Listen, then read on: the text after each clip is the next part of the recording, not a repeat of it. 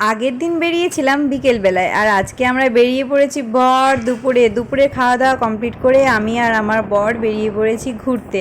আর কোথায় যাচ্ছি সেটা আবারও আমরা জানি না। আর এই দেখো অনেক সুন্দর ফরেস্ট আর খুব সুন্দর পরিবেশ লাগছে এই গরমে। এরকম ফরেস্ট দেখতে কার না ভালো লাগে। আর ফরেস্টের সাথে সাথে এই রাস্তাটাও খুবই সুন্দর। বিয়ের আগেই আমি আমার বরকে জানিয়েছিলাম যে আমি হুটহাট করে ঘুরতে বেরোতে খুব ভালোবাসি।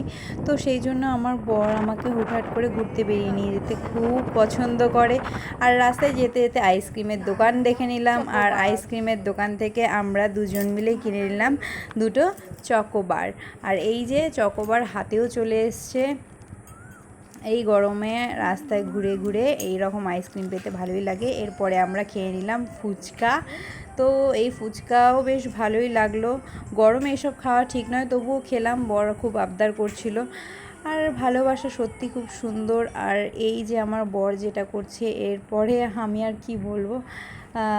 বিয়ের আগের থেকেই ও জানে যে আমি কদম ফুল খুব পছন্দ করি, তো সেই জন্যই ও জঙ্গল থেকে গিয়ে কদম ফুল ছিঁড়ে এনে দিল। দেখো আমি খুব খুশি হয়েছি।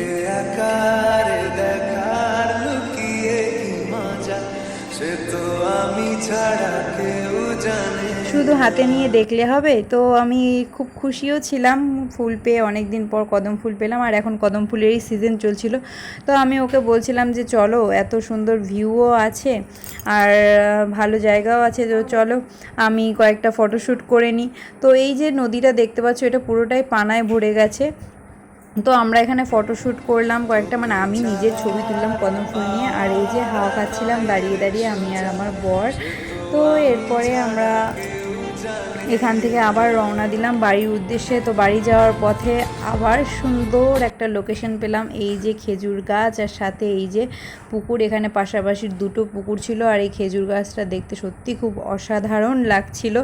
আর আমাদের দুজনকে দেখে আরও দুটো বাচ্চা মেয়ে যোগ মানে এই যে আমাদের সাথে দলে যোগ দিয়েছিল। আর আমার বর এই যে পুকুর পেয়ে খেলতে শুরু করেছে।